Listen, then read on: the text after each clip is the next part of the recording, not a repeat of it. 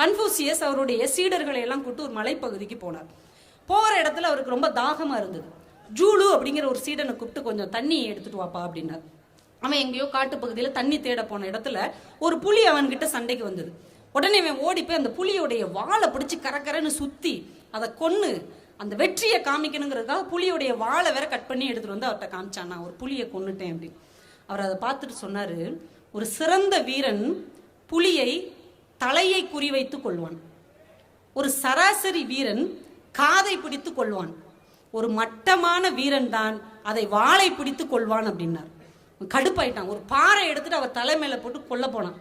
அப்பயும் அவர் தயங்காம சொன்னார், ஒரு சிறந்த மனிதன் இன்னொரு மனிதனை பேனாவால் கொள்வான், ஒரு சராசரி மனிதன் இன்னொரு மனிதனை நாக்கால் கொள்வான், ஒரு மட்டமான மனிதன் தான் இன்னொரு மனிதனை பாறாங்கல்லால் கொள்வான் அப்படின்னார்.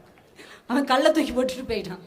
அப்போ நம்முடைய நாக்கு, நம்முடைய வார்த்தை எதை பிரதிபலிக்கிறதோ அதை வைத்துத்தான் நம்முடைய எதிர்காலம் இருக்கிறது என்கின்ற காரணத்தினால் நாம் ரொம்ப கவனமாக இருக்க வேண்டியவர்களாக இருக்கிறோம்.